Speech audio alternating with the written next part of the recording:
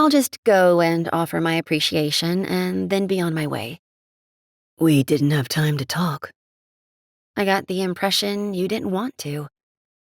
While I waited for his response, I studied him like I'd found him doing to me several times since I arrived.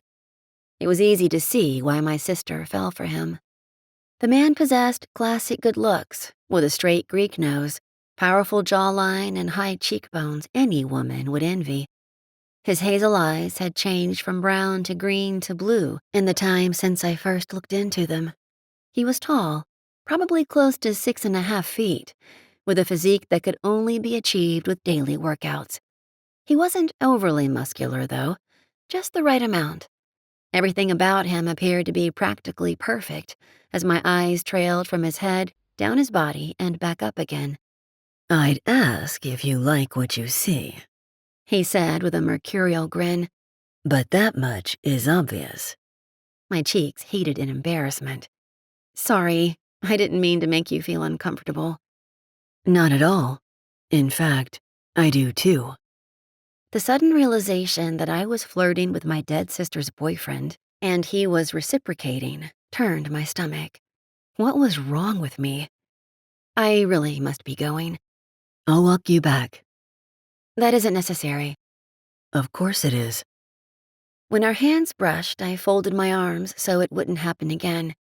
The smile left his face, and he looked away. Perhaps my pulling away brought him to the same realization I'd come to. While Doc wasn't that much older than most of the people who worked for him, he always fell into a father figure role with every one of us.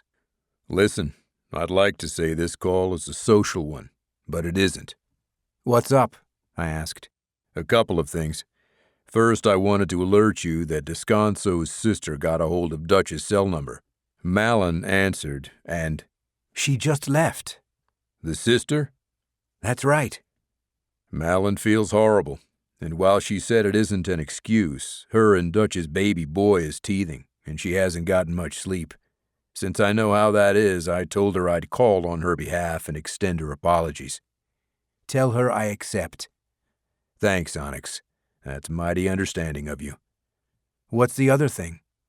It's related. I received a call from Money McTiernan a few minutes ago. "How is Money liking his new position?" I didn't know the guy well, but had been relieved to hear someone K-19 worked with regularly had been named the most recent CIA director. There sure as hell had been a string of corrupt directors preceding him. Given he's intercepting intel on Thanksgiving, I'm not sure he'd say he's enjoying it. Anyway, that's the main reason I'm calling.